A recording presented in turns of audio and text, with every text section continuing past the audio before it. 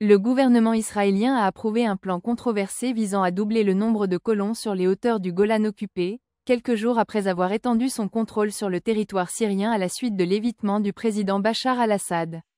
Le Premier ministre Benjamin Netanyahou a décrit ce plan, qui alloue plus de 11 millions de dollars au développement démographique, comme une étape importante vers le renforcement de la présence israélienne dans la région. La décision concerne la partie des hauteurs du Golan qu'Israël occupe depuis 1967 et qu'il a annexée en 1981 en étendant la loi israélienne sur le territoire.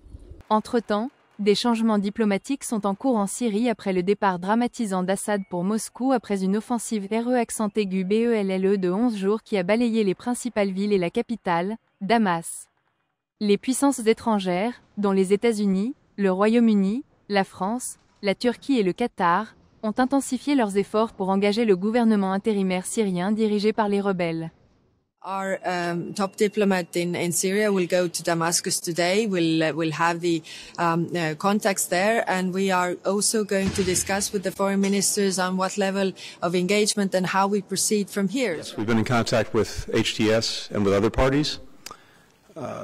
We have impressed upon everyone we've been in contact with.